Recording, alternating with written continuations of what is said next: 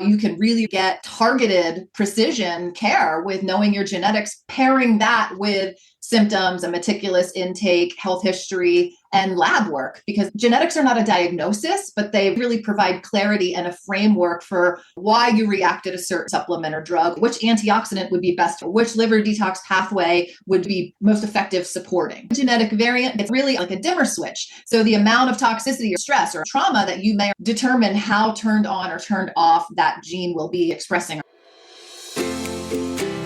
Welcome to the Inspired Living with Autoimmunity podcast, the podcast for high achievers who want to stay sharp, focused, and full of energy despite their diagnosis.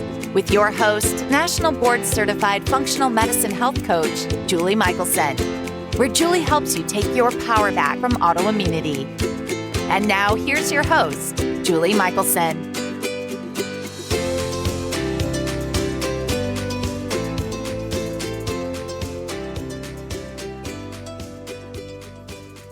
Welcome back to the Inspired Living with Autoimmunity podcast. I'm your host, Julie Michelson. And today I'm joined by Jaclyn Downs, the author of the academically published book, Enhancing Fertility Through Functional Medicine, Using Nutrigenomics to Solve Unexplained Infertility. Jaclyn is a functional genomics analyst that helps clients and practitioners move past puzzling roadblocks and individualized protocols through the use of genomic interpretation, functional lab testing, and meticulous intake consultation. In today's conversation, we're discussing how understanding your genetics can be a powerful tool for optimizing your health, whether it is to improve fertility, reverse autoimmune symptoms, or enhance longevity. Jaclyn, welcome to the podcast. Thanks so much for having me here. I'm really excited to be here.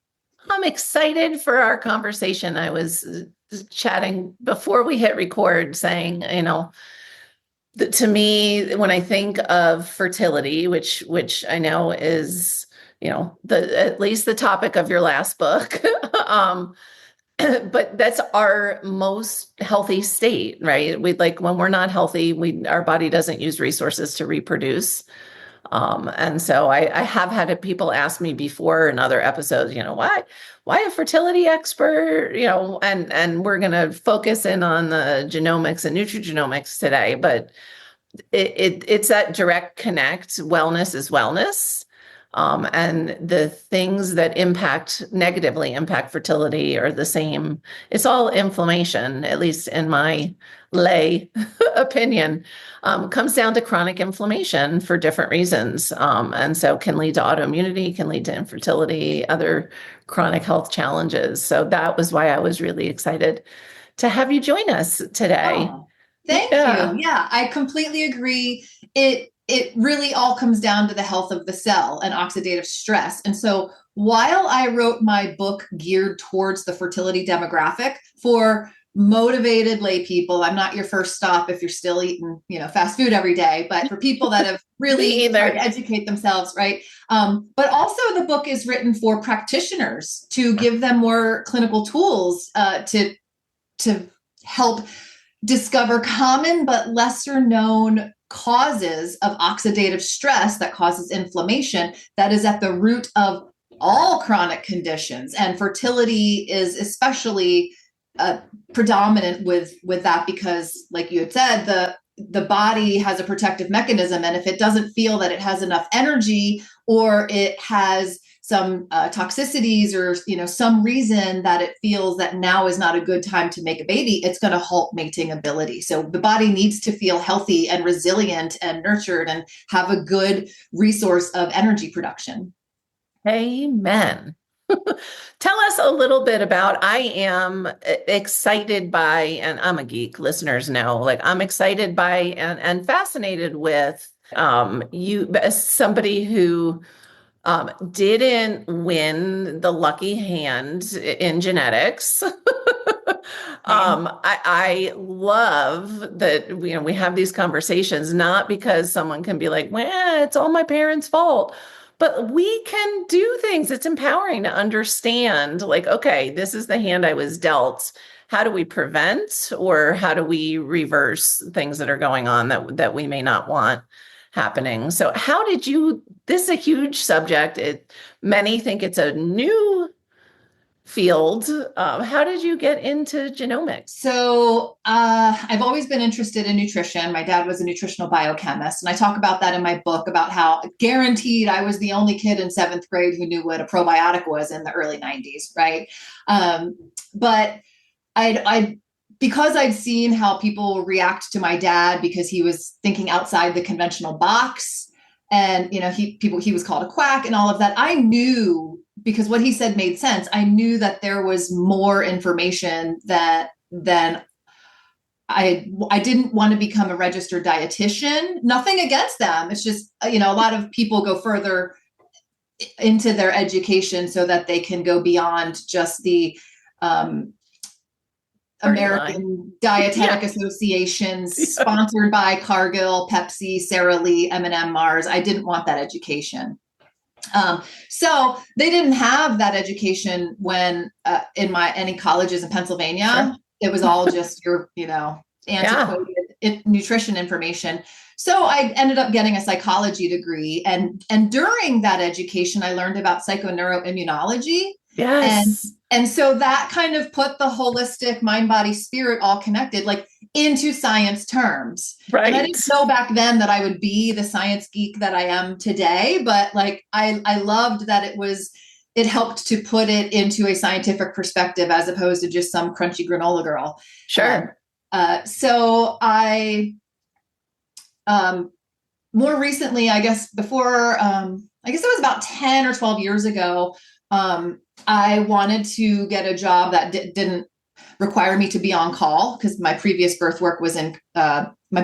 career was in birth work as a doula, an apprentice to midwife and stuff. And so I got a job researching MTHFR. Again, this was about 11 or 12 years ago. And I laugh now because my whole job was to research this one gene. And then that quickly turned into the whole methylation pathway and transsulfuration pathway, and then how that pathway intersects genes that make up another pathway. And so it just exploded with the amount of genes and pathways and information and things that I was researching. And I took that research, and it made so much sense with my passion for female reproduction and fertility.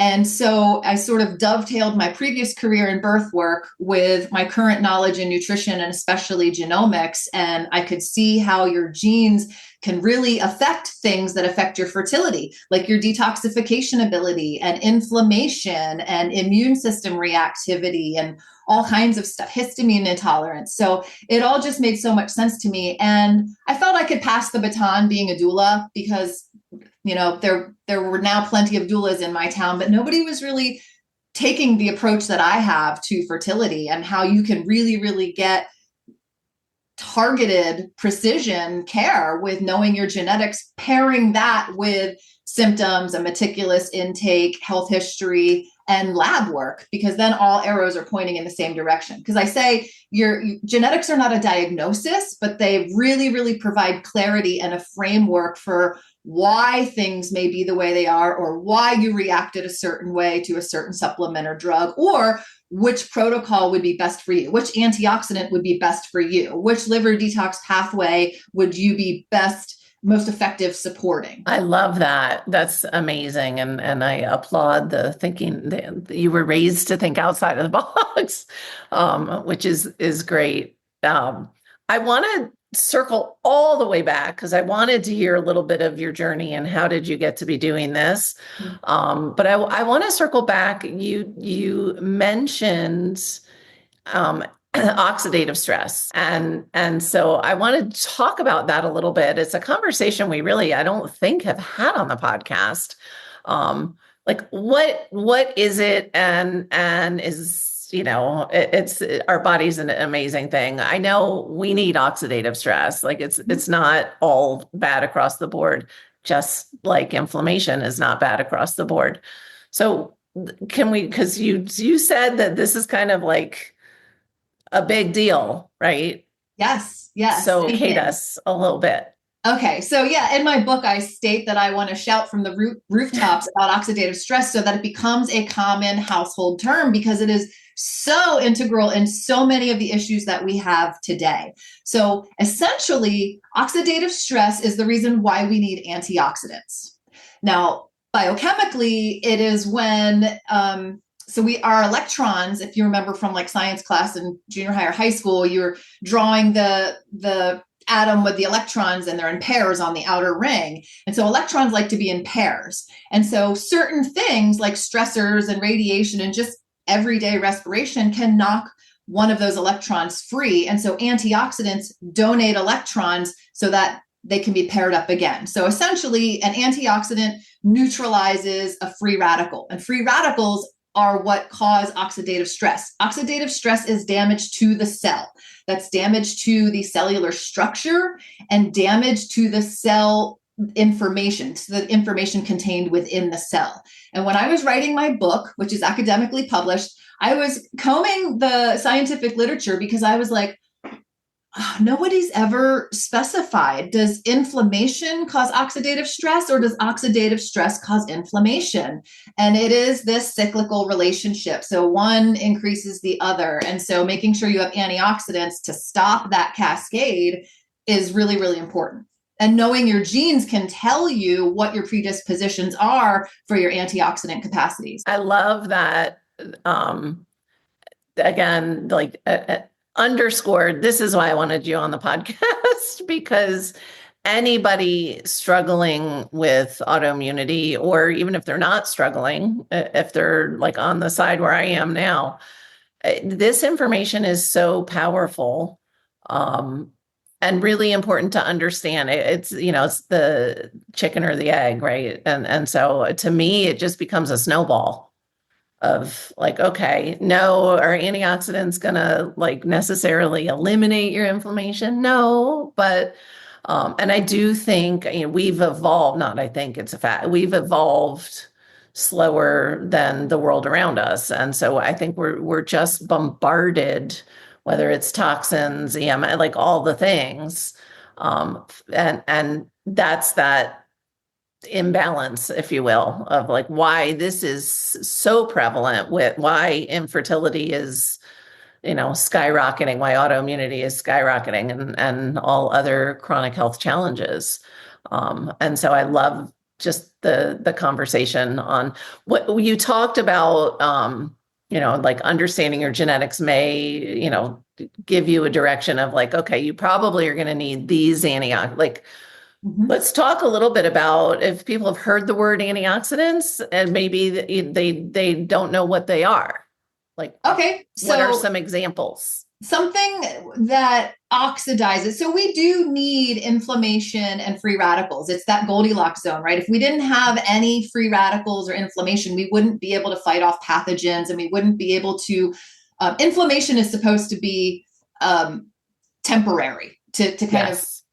It's like turning the fire hose on to put the fire out. But once the fire's out, you don't want to keep the hose on because then you can get mold and all kinds of other funky stuff. So we need to have that Goldilocks zone with antioxidants. Okay. And if somebody's like, is that something I should be supplementing with? Or I know we're not giving medical advice, but what are examples of common antioxidants people may or may not be including in diet or supplementing with? Well, I always say, let's start with food, right? So food, the rainbow of foods, right? Especially the reds and the purples, your pomegranate, your blueberries, your acai berries, all of those are really, really rich in antioxidants and also bioflavonoids and polyphenols. All of those have antioxidant abilities as well. But you can it's not just red wine. Correct. I think the alcohol actually negates the benefits. I would imagine, but I think it's the most popular thing people think of. So you can also supplement with antioxidants, and the most common one is called glutathione. That is known as the body's master antioxidant because usually when an antioxidant donates an electron to neutralize a free radical, it's rendered ineffective. It's kaput. It can't do its job anymore. The gun's not loaded anymore. But glutathione is called the master antioxidant because, depending on your genetics, you have an ability to recycle and regenerate your antioxidants or your glutathione. And your glutathione can also help to regenerate your vitamin C and your vitamin E and other antioxidants. So it's really, really powerful, really, really important. But it's not the only one. You never hardly ever hear about superoxide dismutase and catalase and NRF2 and all of these really, really important things. I could nerd out about NRF2. I talk about it a lot in my book because a lot of people are focused on the glutathione genes, but you could have no variations in your glutathione genes. But if you don't have enough of this thing called NRF2, which is like the spark plug for all of your antioxidant and detoxification reactions, your glutathione is not going to work. It's going to be as if you had genetic variants. So you can't just say, oh, well, you have this genetic variant, so take this supplement, and you have this one and take that one. And so that's why I have a problem with a lot of the genetic interpretations on the market, because they're just reporting about your genes. They're saying, oh, you have this genetic variant, so take this form of a supplement. And then 10 pages later, they're saying, well, you have this genetic variant, so avoid this form of that supplement that they just told you to take. And so it's not comprehensive, and there's a lot of contradictory information. And so many people get analysis paralysis when you just have these automated canned response. I was going to say that they're mostly AI algorithm driven to sell supplements is what a lot of them end up being. Yes. So yeah. I like to say that I am like your genetics concierge, because when I do interpretations, they take me hours. People can send me their labs depending on which package they get. There's a really meticulous intake form where I am asking about your sleep, your poop, your periods, what you've tried that has worked, what you tried that hasn't worked, what's your sleep like, where you live. Do you live near a soy or a cornfield, maybe? And then especially if you have variants in your PON1 gene, that could really cause you to not be able to clear pesticides and organophosphates very well. So I ask so many questions. And then, like I said, there's the labs and then the genetics, and we pair all that together. And I'm also emailing as I'm reviewing your genes. Hey, I'm seeing a predisposition for early premature graying of hair because this genetic variant, does that run in your family? And if not, okay, so maybe they have the genetic variant, but just because you have a genetic variant does not mean that it's expressing. Say that again, because that's the most important part of the conversation. Yes, just because you have a genetic variant does not mean it's expressing. And a lot of people think it's an off or on switch, but really I think of it as like a dimmer switch. So the amount of toxicity or the amount of stress or amount of trauma that you may or may not have had can determine how turned on or turned off that gene will be and how much it will be expressing or not. I like the dimmer switch thought, because especially like if you were ever bored, I would send you my genetic work. Like you would look at that and think, okay, we got to either shut all this down or figure out how to turn all that on. And so we're not designed that way. We aren't computers. Correct. So so many. Like the body is just infinitely wise. So the more important that a process or pathway is, the more backup routes it has. Yes. Because it needs to make sure that it gets that job done. So if path A is clogged or slow or inefficient, then it's going to resort to plan B and path B. And hopefully you have the nutritional cofactors to support the functioning of that pathway, or hopefully there aren't toxins that are throwing wrenches in that pathway. Yeah. So important. And I think one of the things that I enjoy listening to you educate us all. Yes, because I'm a nerd and I know your book is not a small book, but it sounds like lots of fun to me. But it's the whole human approach. Like you're not just running you just said, you're not just looking at genetics and spitting out what an AI program would spit out. You're doing all kinds of testing with people. And again, initially, the focus is fertility. To me, it's the same. Like optimizing is optimizing, period. Mm-hmm. Finding roadblocks, looking, I call it looking under rocks. Mm-hmm. Yep. And if you miss one, yeah, you can get some improvement. But when your end goal is something like, healthy baby, if you miss one, you may still miss the mark on that. So I love that you're really taking into account the whole human. Thank you. Yes, it's so much more holistic, but also there's so many more benefits to doing that. And we have so much more successes. Yeah. Yeah. And you also do like regular, what I call regular, it's funny, like what I call like a regular functional medicine panel. Which I had a client who is in Pennsylvania, not your area in Pennsylvania, and she has a functional medicine doctor. And I didn't think to look at her panel as to like what the functional medicine panel was. Like it was missing so much. But sometimes we jump to big and fancy, and we have horrible omegas and Ds and just basics. Mm-hmm. And so I love that you're not just like super geeky, nerdy looking at the really complicated stuff, but you're including other important foundational things. Absolutely. Yeah. That's why I put in a chapter in my book that no matter what your genetics are, these are the things that are healthy for every living being on Earth. Whereas, and I've seen some genetic reports that people have brought to me, and they're like, oh, well, you have this genetic variant, so avoid processed foods and make sure you get exercise. And I'm just like, you paid how much money to get this generic information? So I really like that, like, the more I learn, the more I realize it really comes back to those foundations, right? Being outside, getting fresh, clean air, fresh, clean water, moving your body in a loving way, getting enough sleep, not eating too much sugar, all of that. But then if there's people that are already doing, quote unquote, all the things, but they still have a whole bunch of chronic pain or recurring yeast or UTI infections or, whatever it is, then we can really use the genetics and the lab testing to find the root cause and address it with precision. Amen. And I love that. I was hooked when you were like, if you're, in the fast food line, I'm not for you. Like you're not ready for me yet. Right. People think like they can shortcut or what is you can't, what is it? You can't not out eat. There's a saying about like, we can't trade one thing for the other.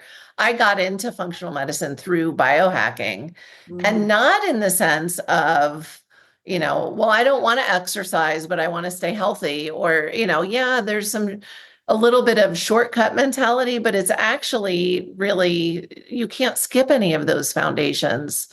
If you're sleeping 4 hours a night and eating the best food and drinking the best water and have a great movement routine and all the things, you're still not going to be healthy. Eventually, it's going to catch up with you.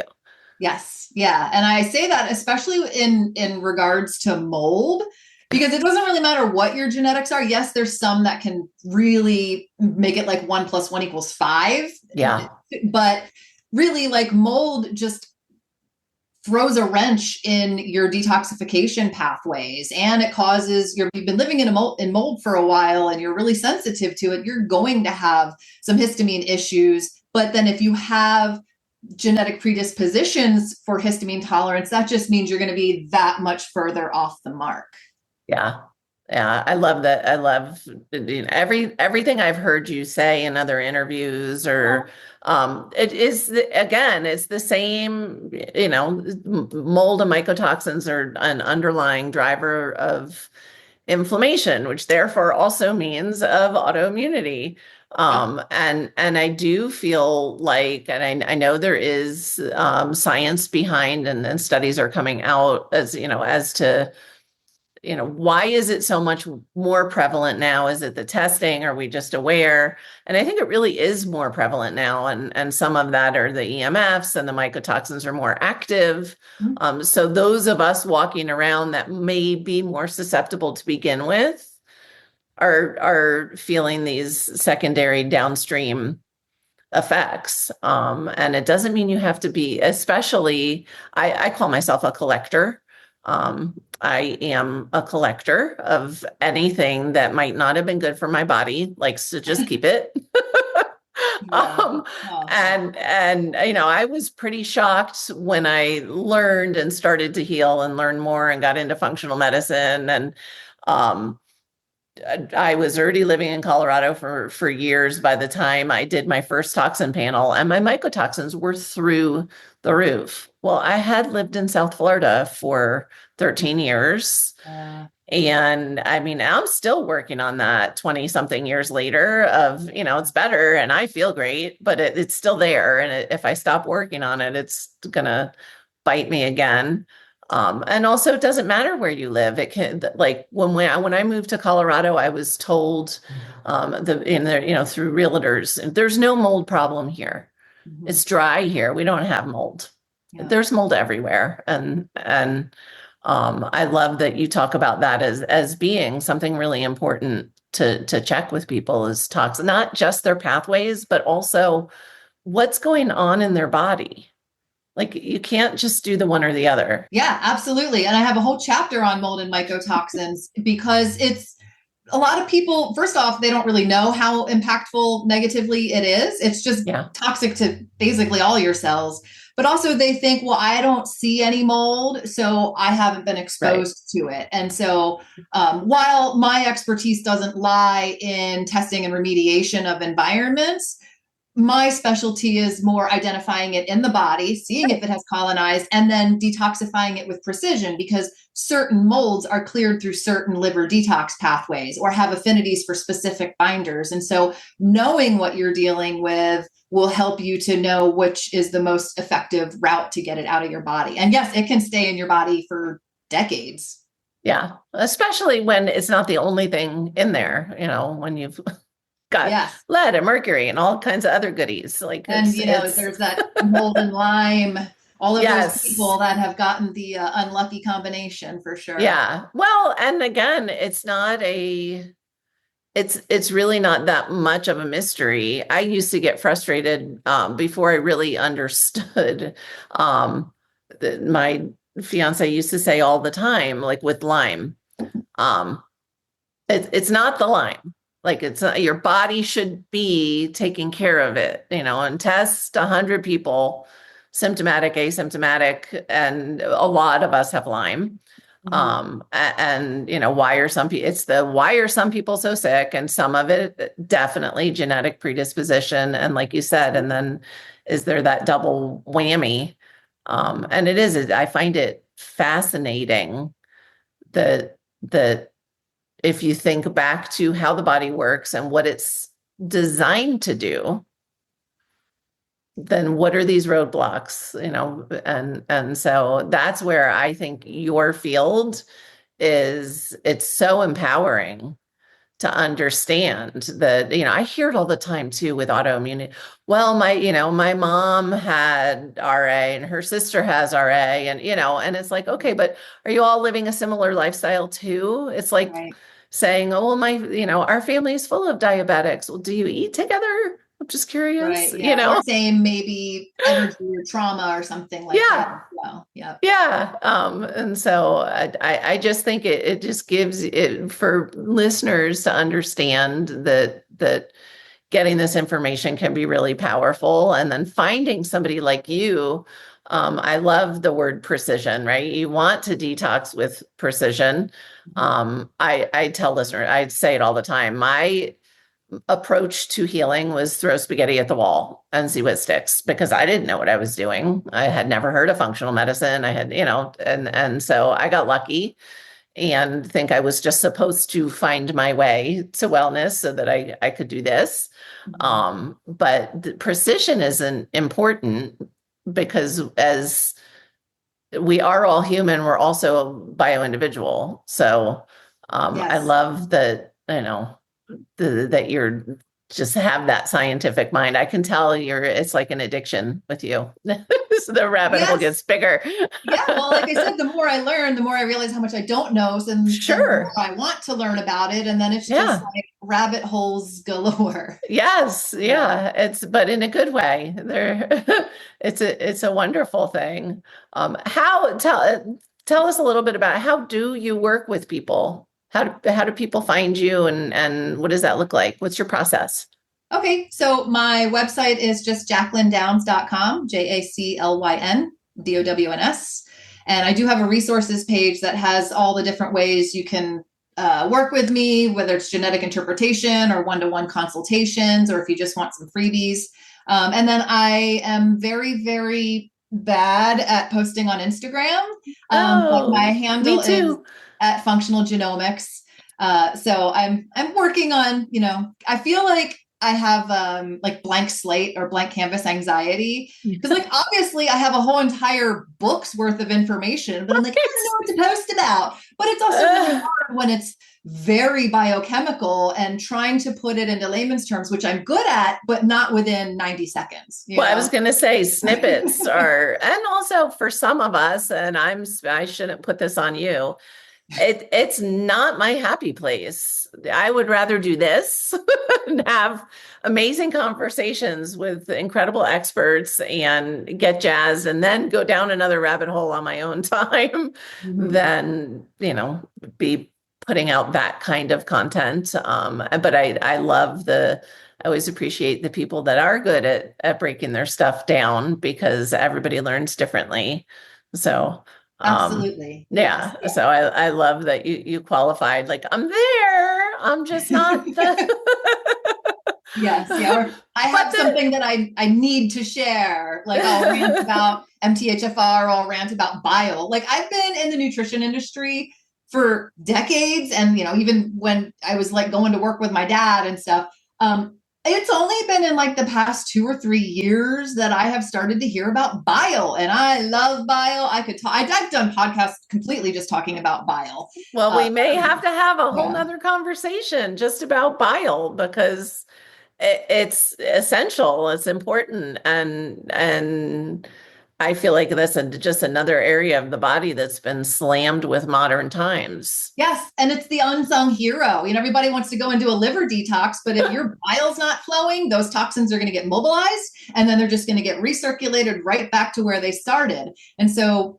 there's so many other important things that bile does too, but there's also a lot of genes related to bile production and bile flow. And so again, like, yes, if you have mold, that's going to just cause sludgy bile. But then if you have genetic variants, I use the analogy that of a scale. And so sometimes we don't know how big or heavy the marbles are with the genetic variants, but we know which side of the scale to place them on. So if you have been living in mold, for example, then boom, there's like a big old marble on the one side. And then you throw these separate genetic variants from these different genes and different SNPs, that's going to just be adding weight to the side of the scale for there to be some bile or gallbladder issues. So interesting. And see, you do put it all in layman's terms. Like I'm a visual learner, so I love that. The visual of the scale, although I'm thinking like younger listeners probably don't even know what a real scale looks like. Just every single lawyer's logo, a teeter totter, yes. Right. A seesaw if you're from the East Coast. There you go. Yes. So amazing. For those that might have missed it in the intro, your book, which is not a little Instagram snippet, is Enhancing Fertility Through Functional Medicine Using Nutrigenomics to Solve Unexplained Infertility. And I would say, you already said it, but it's your book, so I'm going to say it. It's really a wellness book. Yes. It's a wellness book. And I can't wait to dig in. And like you said, it's not for the beginner. In the health world, it's a big book, but I love that you're also focused on educating practitioners, because that's what we need. We need more practitioners understanding, all of this. Yes, so that's my goal. That's my sweet spot. That Venn diagram, because originally I was going to write 2 books, one for the layperson and one for the practitioner. But what I did was I put all of the biochemical, technical, genetic stuff into appendices for each chapter. So take what you want, leave what you don't. You don't have to turn to the appendices if you don't want to. So that way it's something that you can get, even if you don't understand a lot of it. And it's actually not a very fat book at all. It's just very... information heavy. But I a while ago, when it first came out and got published, I said, like, on Instagram, like, just name a random page number and I will read it and I will guarantee there will be a clinical pearl on that page. And so I did probably about 6 or 8 Instagram posts with page numbers that people had given me. And yeah, I'm like, oh my God, I'm so glad they picked this page. This is like, I love this information. So if you want, you can scroll down through my feed and you'll see I'll be holding my book in a couple of those. I love it. You should do more of those. There it is right there. That's what you should do. Those are your snippets, is do more of those. That's a good idea. I will do that because, it's the new year. So I should be posting more. Yeah, I am doing a new thing for my newsletter list where I am going to be spotlighting a gene. So, I love that. Yeah. So this is the gene. It's not just MTHFR. Exactly. Yeah. So this is the gene. This is what it does. This is how variants can affect you. And this is how you can support it. Of course, no gene works in isolation. So that's all, not medical advice or take it. Right. Yeah. Just so that people know that it's not just, the top 3 that people hear about is first, usually MTHFR, which is great. It introduces people to the concept that your genes influence your health and your state of health influences the way that your genes are expressed. So that's great. That's why, MTHFR is a gateway gene. But then people hear about COMT and they say they have the COMT variant when literally there are hundreds of them. And so, I know which one they're talking about. They're talking about the Valmet, but still, there's more than one. And then people hear about CVS. So those are like the top 3, the popular crowd. Okay. And so then I was going to say, and then the brain health focused people, the ApoE, we got to throw that one in there. Yep. And I look at all of those, but when I do my interpretations, I don't do your typical, like, here's the set list of genes, because I literally look at thousands of, so based on what somebody has written in their intake form, what their goals are, what their previous diagnoses are, or where I'm seeing the most genetic variants is what I mentioned. So if you don't have, like, I will just say you do not have any MTHFR variants, right? But I won't but you don't have to go into that. How it's going to affect you, because people want to know about that. But yeah, so I mentioned the ones that are noteworthy and could be impacting your situation that you're concerned about. I love that. Well, we're at the point of the interview where listeners are leaning in because they want to hear your one step that listeners can take today to start to improve their health. Avoidance of toxins, because we live in a toxic soup of a planet.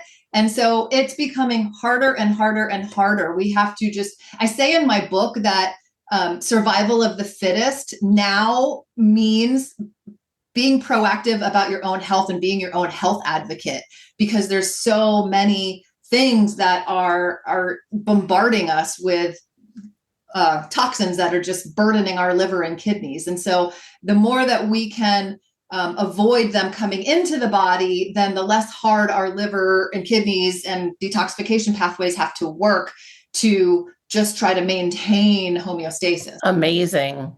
Wonderful gold. Yes. Jaclyn, so that's, your home environment, your water, your air, water, and food are a great place to start. Your kitchenware, your body care products, that kind of stuff. I know, it doesn't end. Yeah. And it is overwhelming, but I say use a this is better than that approach. So maybe next time, don't buy the Lysol, buy, something else. And if you want to be like super nerdy, you can get the hypochlorous acid, right? Which is awesome as well. And I can't stand the smell of vinegar. So that one's a winner for me. Yeah. Jaclyn, thank you so much. You really have given us so much information before to get to know you a little bit. I say, check out the book, check out the snippets on Instagram too, but definitely go to Jaclyn's website. And we appreciate your time. Thank you so much. I really enjoyed speaking with you, and I look forward to speaking with you again. Absolutely. For everyone listening, remember you can get the show notes and transcripts by visiting inspiredliving.show. Hope you had a great time and enjoyed this episode as much as I did. I'll see you next week. Thank you for listening to Julie Michelson's Inspired Living with Autoimmunity. Did you enjoy this episode? Please like, share, and subscribe wherever you listen to podcasts. If you'd like to get a transcript of this and every other episode, just head on over to inspiredliving.show. or click on the link in this episode's description. There, you can also find everything we discussed in this episode, including links and information about our guest. You can even send in your questions to be answered by Julie in a future episode. That's inspiredliving.show. Until next time, this is Julie Michelson's Inspired Living with Autoimmunity podcast, helping you take your power back.